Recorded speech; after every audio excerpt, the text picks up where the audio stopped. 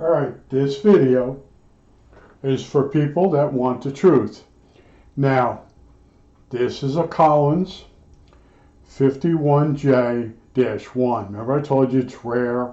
It's the one they argue was never made. It has been made. And I paid $530 for it, shipped to my door. And I expected this radio, because of that AM broadcast band, to be at least a good AM broadcast band, along with the shortwave bands. And it's 50 pounds of garbage. And I know a lot of people, it's a good radio. It's not. It's an overhyped radio. It's really good for CW, and if you get a modification for sideband. It has what they call pinched audio. So if you want to listen to an international shortwave band signal audio, it's not going to sound good. If they're going to play music, it's going to sound terrible. The only thing good about this radio is this capacitor I put in there. I used a piece of perf board. I put my two caps on there, made a nice little thing. I said, let me treat this radio real good. And this radio is overpriced, overhyped. It's a collectible. If you I want radios that I collect to be operational. Now, the reason I bought this radio was because those ferrite pistons that move up and down to set the frequencies. And I saw it. I went looking. I looked at the schematic, and I've been following along. I've been building the same circuit using solid state stuff. NE602 mixer. I used the ferrite toroid coils to make the front end, and I was going gun-ho, and I started thinking, why not just buy the tube radio, add it to my collection, and I looked, and oh look, it's got the AM broadcast band, so I can have this radio on, and during the day I could have it on and listen to, we have a channel on 1600. It plays oldies. It's got a really good playlist. Well, 1600's on band 2, and even band 2 has trouble picking that station up. Now that station is low powered. It's several towns away, but I have tube radios that do pick it up, and the BC348 picks it up. So you'd say, well, this radio has a similar amount of microvolt. Okay, maybe after I get aligning the radio, it will pick up as good as the BC348. But I have 3 BC348s, and there's less maintenance on them. This thing is dual conversion from band 2 all the way up to band 30, whatever it is. Now in the AM broadcast band, it's got 3 mixers in there, and it's sort of a bogus design.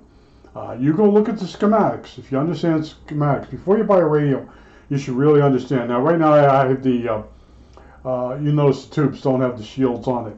The shields have that milky white. I don't know if this is in the frame here. See that white stuff? That's mildew. Now this radio was supposedly stored correctly, but the mildew is starting to show up.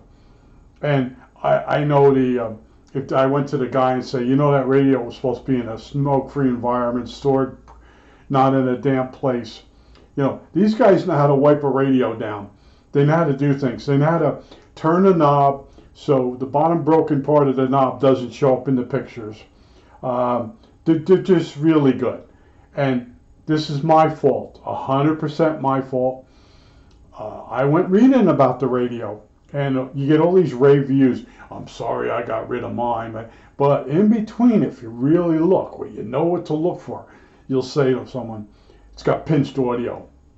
And what does that mean?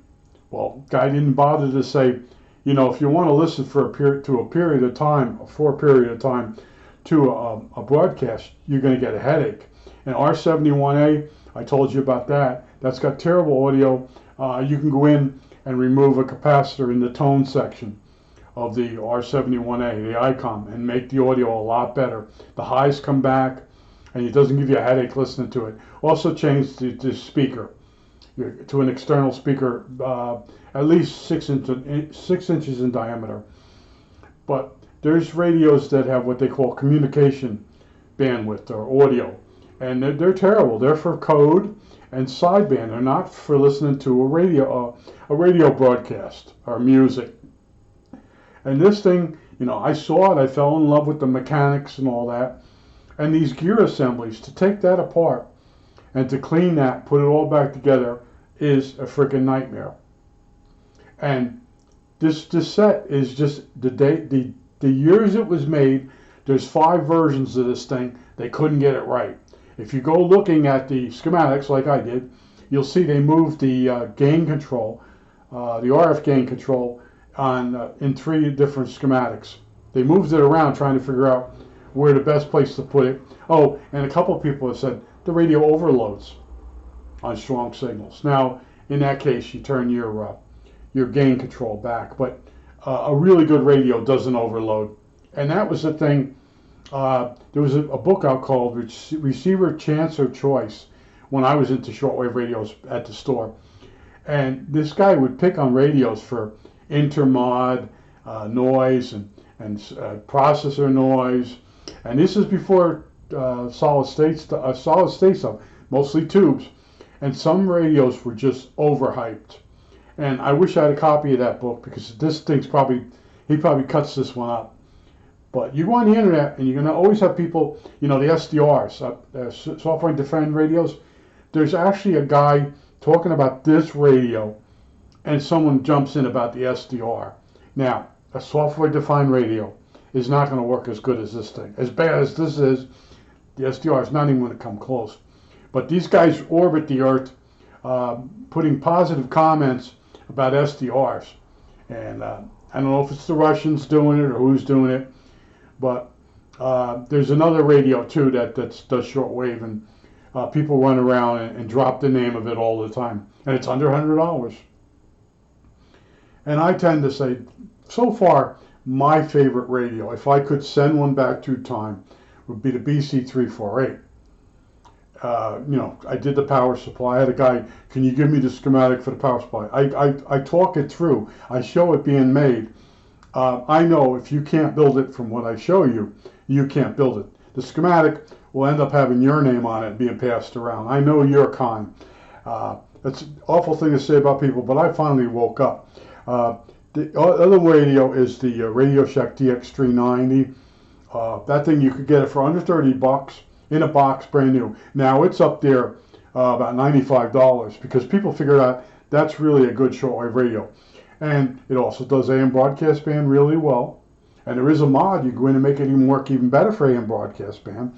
And it also does FM stereo with the headphones. So that's my go-to radio. That's the radio I actually used when I went through the mixers on this radio. The output I coupled with a capacitor into the side of the DX390. I used it as a signal tracer, an RF signal tracer. So that's my go-to radio. Is the DX390, 390, yeah, it's the DX390. But I want to warn you about this. I know you're going to see this radio. You're probably going to see one for $1,500 in really good shape, and you might bite on it. And then when you get it, it's going to be a disappointment because it's going to need alignment. It's going to need maintenance. The PTO. Now this PTO I have doesn't use the ferrite rod, so it doesn't drift over the years. See what happens inside the PTO, which I still haven't found out what it stands for. Inside, which is the VFO box. This one's got a square one, not a round one. The ferrite material that's used in the slug, it shrinks. It changes in density, which causes the frequency of the VFO to slowly creep downwards.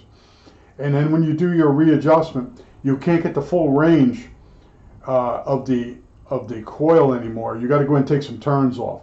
Go read up on this thing. It's a steep learning curve. I mean, I know radio's pretty good, but this thing's got a steep curve. It's got a lot of people hyping it up, and what they're using it for CW, and then there's a sideband module you can use. There's a guy that makes a plug-in module for this thing, and you can get sideband. That I'll believe that. That'll work great, but don't try to do AM broadcasts with it, and don't think you're going to use this to listen to shortwave stations from other countries and enjoy the program. You'll be able to hear them, but they call it audio that's muffled. Other people call it pinched, and they're two different terminologies for the basically bad audio. And I just wanted to tell you that. My videos are about telling you the truth, what I found, and you want to be a sucker, go buy it. I was a sucker, $530, and the thing is starting to mildew. And when I got it, that mildew wasn't on there, because I looked this radio over really good when I got it. And the top has been off it. It's sat somewhere. The dust has dropped in there. It's in the grease of the gears. And I'm thinking, all I have to do is wipe this radio down and blah, blah, blah. Yeah, now the mildew's starting to grow on it. Yeah, it's funny stuff. But I think that's it on this. Yeah, that's it.